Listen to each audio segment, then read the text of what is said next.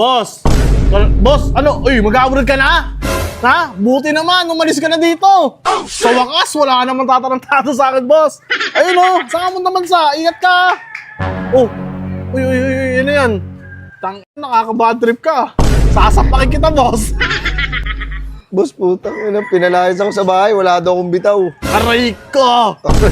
Ano bang ginagawa mo kasi, boss? Eh, di ba namin kang business? Ang laki ng kinikita mo sa mga gano'n mo, panggagago mo? Eh, dami ko naging business, boss. Lahat lumubog, lahat na wala sa akin. Ayan ang sinasabi ko sa'yo. Pinapangaralan kita, lumalaban ka pa kasi. Matapang ka masyado, boy.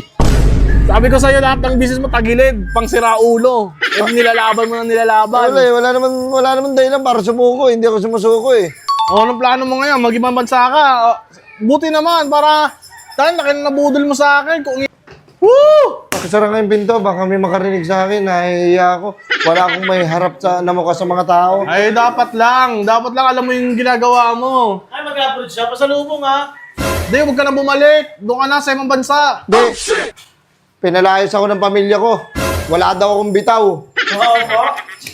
Ay, sabi Hindi, ko boss, sa'yo. nandito ako para paalam sa'yo na pinalayas ako, boss. Baka pwede mo na naman ako ampunin. Ay, boss, wait lang. Akala ko mag-ibang bansa ka na, mag-ano ka na. Tingnan mo yung mga dala mo, ang dami-dami niya, no? Mag-aampon pa ako ng kagaya mo. Boss, baka pwede mo naman ako ampunin, boss. Masipag naman ako sa bahay eh. Habang mga tropa, boss, ako na lang lagi nakikita mo. Di, boss, mas masarap sumama sa stranger eh. Tara, kwentuhan naman tayo. Hindi, wala akong kwento sa'yo. Wala akong memories sa'yo eh. Wala akong mga ganun eh. Boss, ampunin mo na ako, boss. Ano ko. At saka malinis ako sa bahay. Sa pagkain, wala kang problema sa akin, boss. Pagkain, gusto mo mga steak, pambira ka naman. Ngayon, bibigyan kita sardinas, magre-reklamo ka, sabihin mo, pusa ka. Oh.